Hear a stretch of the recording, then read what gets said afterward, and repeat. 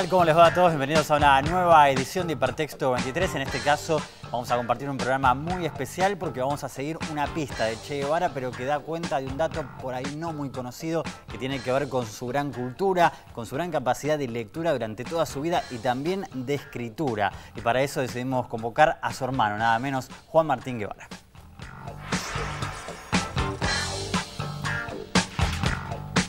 Ernesto Guevara nació en Rosario el 14 de mayo de 1928 y murió en La Higuera, Bolivia, en 1967. Líder político, periodista y médico, uno de los ideólogos y comandantes de la Revolución Cubana. Como decíamos, entre sus publicaciones, que fueron muchas, se destacan Notas de viaje, La guerra de guerrillas, Diario del Che en Bolivia, Diario del Congo y los cuentos La duda, la piedra y la angustia. Compartimos una frase que es: yo no soy, al menos yo no soy el mismo que era antes, que corresponde a sus notas de viaje. Bueno, Juan Martín, muchísimas gracias por estar en Hipertexto. Un verdadero gusto, aparte de desarrollar esta idea del programa, que es seguir por ahí una pista menos conocida de alguien tan conocido como tu hermano, ¿no? Oh, bueno, por supuesto, gracias a ustedes por la invitación. Te voy a hacer una aclaración, corrección. No sé si corrección, aclaración. Ahí dice 14 de mayo. No, bueno, puede ser junio. Está inscrito en junio, pero hay dudas con respecto a si es mayo claro, o junio. Pero la realidad jurídica marca junio. Es 14 de junio. Sí, está bien. Tenía en cuenta eso, pero no entonces se pone 14 de mayo porque, bueno, porque entonces, que como lo dan los 9 meses, que qué sé yo, y esto lo tira primero Anderson, después lo tira Costenla. Me quedo con ese dato porque justamente esta incertidumbre con respecto a si nace el 14 de mayo de junio es algo literario, digamos. Es una duda bastante... Pero además hay otra cosa, que para la gente si los astros se ponen y si realmente están alineados o no. Mi hermano Roberto nació el 18 de mayo. Yo nací el 18 de mayo. Vos sos el más chico de la familia. Sí, pero también nací el 18 de mayo. Mi vieja murió el 18 de mayo. Entonces, si Ernesto nació el 18 de mayo, no el 14, ¿viste? O sea, entonces, claro, porque la puntería es así. Pero entonces es mayo. Me estás terminando de confirmar que es mayo, tanta vuelta. Bueno, lo primero que te quería mencionar es lo primero que surge, ¿no? Esta idea acerca de un Che, digamos, que durante toda su vida leyó, que tenía siempre libros encima. Ya vamos a hablar de eso. Pero en primer lugar quería hablar de cierta contradicción que muchos marcan entre lo que es la lectura y la acción en general, ¿no? Sí. Como que leer es algo pasivo, digamos, con calma, silencio, y la acción es todo lo contrario, y cómo la figura de Che viene a desmentir todo eso de repente. O sea, se puede hacer las dos cosas. Ahí, bueno, en realidad él hizo las dos cosas, ¿no? Y creo que es una de las facetas más importantes del hecho de no solamente leer por un divertimento, sino investigar en la lectura, que era una de sus características, porque además de leer, él anotaba. Una de las cosas más difíciles para nosotros en la casa, ya de cuando yo me acuerdo, era leer un libro que él había leído porque estaba subrayado, anotado en los bordes, anotado abajo, y entonces vos leías el libro y no sabías si estabas leyendo el autor, si estabas discutiendo con él lo que él había puesto, entonces, o si no, anotaba aparte. Había algo muy recíproco entre la lectura y la escritura. Constantemente era eso, y además de eso, después, más adelante, él lo tiraba contra las situaciones, contra la realidad, y de ahí sacaba sus conclusiones y volvía al tema de la investigación. Era un investigador, incluso como médico fue un investigador. Él no hizo medicina solamente en México. Él acá lo que trabajó en alergia, en una clínica en la que se dedicaban a investigar la alergia, con animales, con esto, con el otro, con pruebas. Es decir, era un investigador, la verdad. Martín, era un investigador. Más allá de este interés que ya vamos a seguir profundizando, digamos, vos me marcabas fuera del aire una conversación que tuvimos por teléfono, que también era algo muy de la familia, ¿no? Esto es importante destacarlo, la relación que tenía la familia con los libros, digamos. Sí. Desde muy temprano, además, ¿no? Era una cosa... ¿Cómo era esa experiencia? Yo te comentaba que podía faltar comida, pero no podían faltar libros. Es decir, y además libros muy ecléctico todo. Es decir, no es que era una sola clase de libros. Además, como en mi familia todo se discutía, evidentemente también había una variedad de libros, desde los de literatura hasta los de política, los de economía, hasta lo que fuera. Por ejemplo, Ernesto era crítico de Freud, sin embargo tenía la obra completa de Freud. Y lo leyó, claro. No, todo, de pe a pa. Entonces, bueno, era un crítico con su razón de poder ser crítico, porque lo leía. Leía mucho, leía a una velocidad increíble. los que más leían y más rápido leían son Celia y él. Sería la mamá, ¿no? Tu mamá. No, mi hermana. No, mi vieja era una lectora empedernida. Porque cuenta mucho esa relación con tu mamá, digamos, que era además, como mi vieja había ido a un colegio francés, en Argentina, pero que era bilingüe, el Sagrado Corazón le llamaban Sacré-Cœur. Entonces, ella sabía, creo que debía saber más historia y literatura francesa que argentina o española. Y le enseñó al Che. Es el que le enseñó, además le enseñó a Celia. Después ya ahí cortó, ya Ana María, Roberto, nosotros ya fuimos unilingües. Bueno, pero hay que tener en cuenta, por ejemplo, para quedarnos en este tema, él aprendió el francés y tengo entendido, lo contaste vos también, que da una conferencia, pero alguien, esto es importante, se queda impresionado con el manejo que tenía del francés.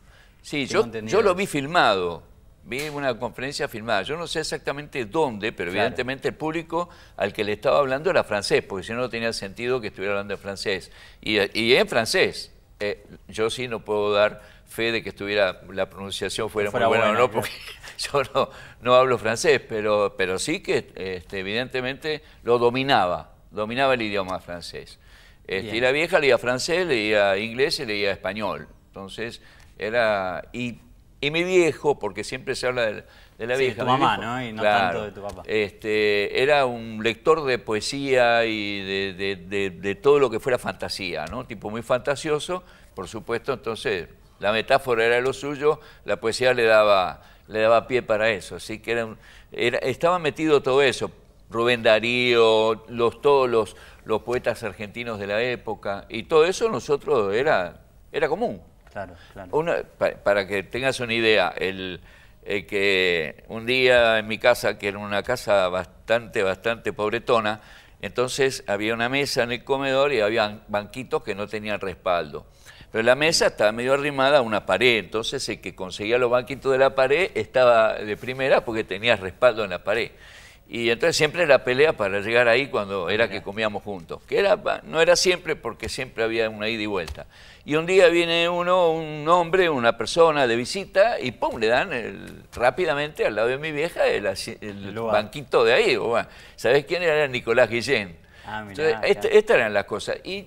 Tenía una relación fluida con todo ese universo. Y no era sorpresa. O sea, decía, Nicolás Guillén, después me vengo a enterar. Bueno, lo mismo creo que pasó con Manuel Falla también, ¿no? Pero ese era en Altagracia. Ahí yo todavía no había nacido, así que esa la escucho después. Anterior todavía. Sí, anterior todavía. Entonces era una cosa así que en mi casa no había una sorpresa en ese sentido porque pasara algo.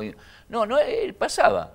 Ahora, en ese sentido, ¿cómo era, a ver, por así llamarlo, hay cierta educación que se da más allá de la escuela con los padres, ¿no? Y más en el caso de ustedes. ¿Cómo era en ese sentido la relación con sus viejos, digamos? Bueno, yo llego ya con mi vieja medio cansada, ¿no? Mis hermanos ya grandes, cada uno en lo suyo, estudiando, recibiéndose, casándose o viajando, Ernesto viajando constantemente, entonces no había ese núcleo que yo sí escucho que había antes. Ahora, mi vieja era disciplina. Entonces, había que aprender a leer antes de ir al colegio, había que aprender a leer antes del colegio. Cuando volvías de la escuela o del colegio, el asunto era no era imponerte que vos pienses tal, sino que hagas la tarea, que hagas los deberes, que estés en el tema, ¿no? Sí. Después ya, chao, anda a la calle, haz lo que quieras, pero esto lo tenés que hacer, ¿no? Martín, recién hablábamos de esta, digamos, conjunción que hace el Che Guevara entre la lectura y la acción, que es algo bastante raro, por lo menos no tan visto. Y otra cosa que también tiene que ver con eso es las permanentes menciones que hace a lo largo de sus diarios, que es lo que más escribe obviamente, a lecturas. O sea, como que también está inscripto esa relación con la acción y la literatura en su propio diario, digamos, recordando escenas. Mirá, no solamente es eso, porque en el tema de lo que se conoce está presente eso, pero además en todas las anotaciones que hay taquigráficas en aquel momento de las reuniones de ministerio, aparecen constantemente esas menciones. Sí, no solamente son menciones a lo que él piensa, sino que lo apoya en lo que leyó de tal, y de pronto larga una frase que está escrita en un lugar que si vos querés saber tenés que andar buscando, pero que evidentemente la sacó de otro lado, es decir, te pone como un ejemplo y te lo pone, y además una memoria increíble, claro, ¿no? Claro, porque te repetía cosas, es más, poesías enteras. Se acordaba y las recitaba. Te las recitaba. Yo cuento, por ejemplo, que en mi casa éramos muchos, éramos 5 hermanos, el viejo y la vieja, éramos 7 y había un baño solo. Entonces, era la lucha, ¿no? Y si se metía él al baño, estabas perdido. ¿Por qué se metía con un libro? Se metía con un libro. Entonces, empecé a golpear la puerta, y entonces él te recitaba un poema de adentro para que te enfurecieras, ¿viste? Como para que ya realmente... explotara. Sí, quisieras voltear la puerta a patadas, ¿no? Te recitaba en francés, y de memoria, porque no estaba con un libro de poesía, estaba con otro libro. Pero él te recitaba, o te recitaba un poema que más o menos tenía que ver con lo que le estabas gritando.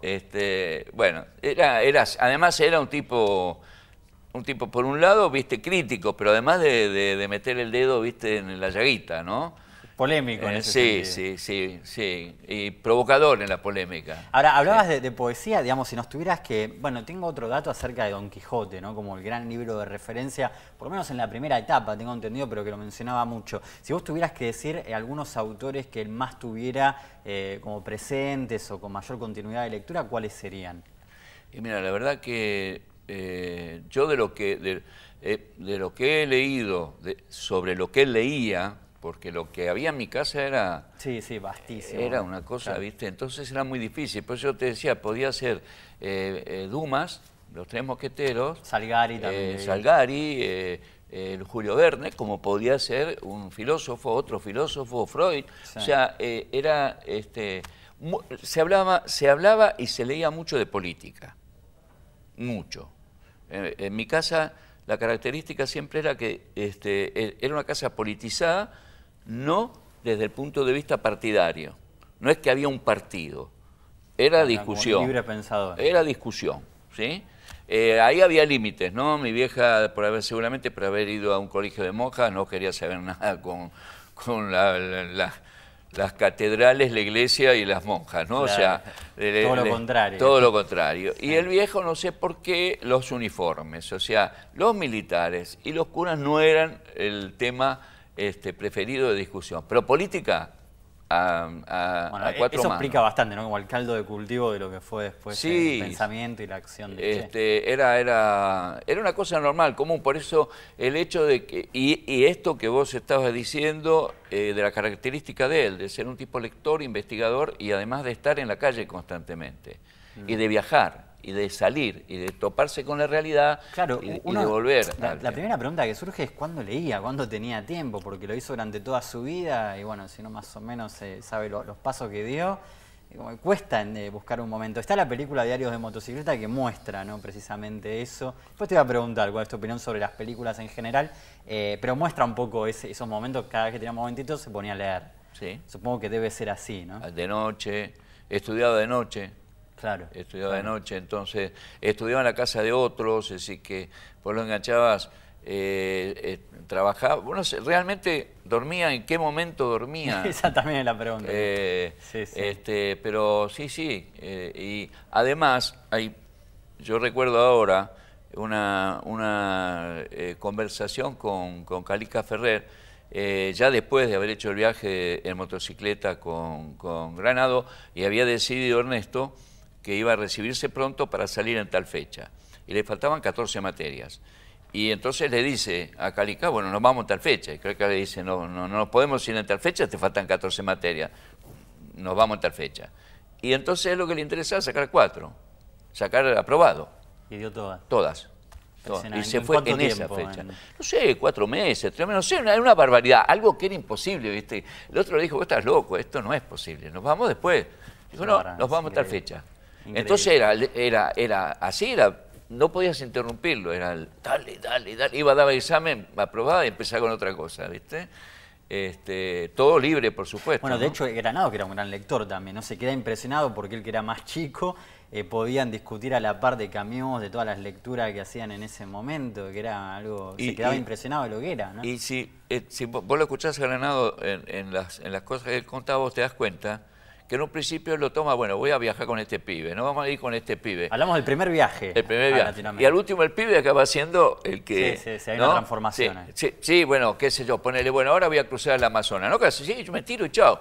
Ay, ¿qué hago con este? Se tiró el Amazonas, ¿viste? Cruzó el Amazonas. O voy a hacer tal cosa. Y empieza como a a ver, primero una cosa al mismo nivel y después ya los 7 años de diferencia parecía que fueron al revés, que los tenía Ernesto, y ya después ya empiezan, bueno, por supuesto que después de la revolución, cuando le dice al petizo que si quiere ir a Venezuela, era claro que el jefe era él. Era él. Sí, sí, totalmente. Pero vos te das cuenta cuando él va contando cómo hay un proceso en el que esa madurez o decisión o no sé que tenía Ernesto en eso iba... ¿Qué te parece la película, hablando ¿Cuál de de ellas? Diarios de Motocicleta? Y a mí me parece, primero, que si vos no supieras que uno de los personajes se convierte en el Che, es una linda película de dos pibes que van de viaje.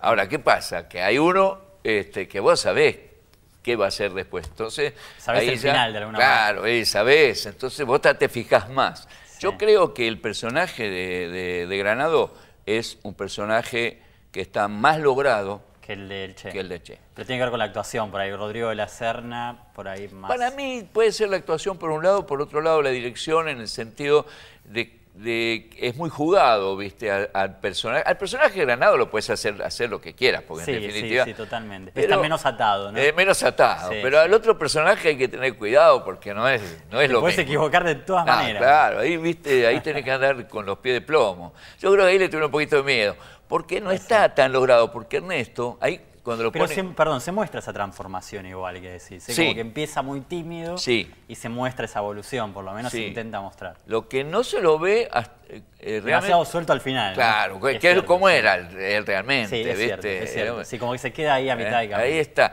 Pero es buena. La película es linda y además de ser linda está bien hecha y te traslada cosas, ¿viste? Es una buena película. Yo digo nada más que y además es muy difícil para mí ser un crítico de esas películas, ¿viste? No sé, porque esto... Martín, precisamente, ¿qué te pasa a vos con él? Digamos, ¿lo tenés presente todos los días? Cada vez que se estrena una película, imagino que te habrán invitado. ¿Cómo es esa relación tan fuerte, no? ¿Qué significa para vos ser el hermano del Che, nada más? Bueno, hoy día el tema de la presencia, como estábamos hablando fuera de cámara, como hemos... desarrollado una asociación que ya tiene personalidad jurídica que se llama Por las Huellas del Che. Por las Huellas del Che. Claro, como nos estamos dedicando a eso, y por eso es también que desde hace años, bueno, tardé un poquito, fueron como unos 30 años de no hablar. Pero lo hiciste. Pero, claro, bueno. Entonces, en un momento determinado, por eso es que es posible que hoy esté frente a las cámaras, que esté hablando, que incluso el miedo escénico se me haya perdido un poco y todo eso. ¿Te pasaba eso antes? ¿Te costaba? Y la primera vez, hay una cosa que cuento que me queda muy grabado del año 73, en La Habana, estábamos en La Habana, mi hijo mayor, asmático, una crisis de asma muy fuerte, hay que internarlo.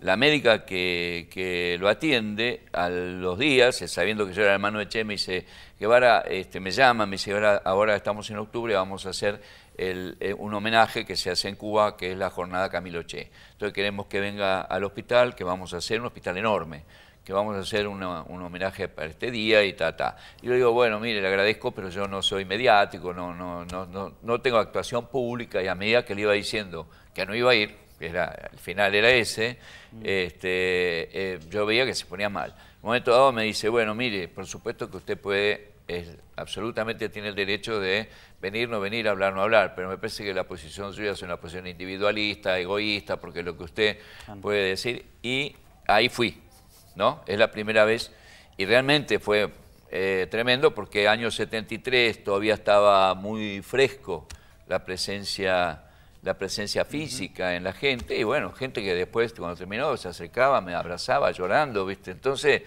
era... Muy fuerte. Sí, pero bueno, me quedó eso. Sí, y a mí me quedó, sabes que estaba pensando el tema de la relación entre la lectura y el asma, que te quería consultar, porque se dice mucho de que, digamos, hubo un tiempo, por lo menos durante cierta infancia, adolescencia, que él tenía que estar encerrado, básicamente, y que aprovechó, y que lo marca mucha gente esto, aprovechó eso que era negativo en algo positivo que era para leer y formarse.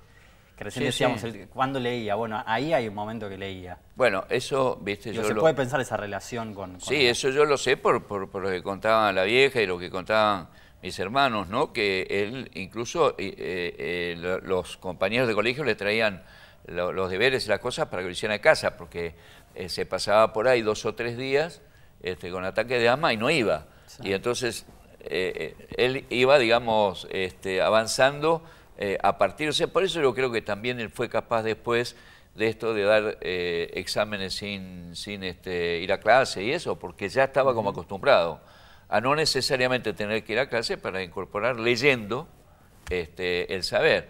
Pero seguramente después se averiguaría, preguntaría, ¿no? En aquella época no había Google, preguntaría por otro lado. Totalmente, otros métodos. Sí, otros métodos. En cuanto a la escritura, Martín, el tema de los diarios, siempre se dice que él tenía un sistema de escritura muy interesante que era aprovechar el momento para hablar de la experiencia más inmediata, o sea, cuando estaba viviendo algo, y después elaborar eso a partir de un texto posterior. Me gustaba como siempre esas dos cosas. No en todos los diarios, obviamente, ¿no? Pero en muchos está presente eso. Y lo hizo en el último que sacan ahora, que es Diario de un Combatiente, fue así. Y recién lo sacan ahora. Y claro. Él, evidentemente que había hecho anotaciones y las tenía. Y después sobre esas anotaciones se genera eso. En lo que es Relatos de la Guerra Revolucionaria es así.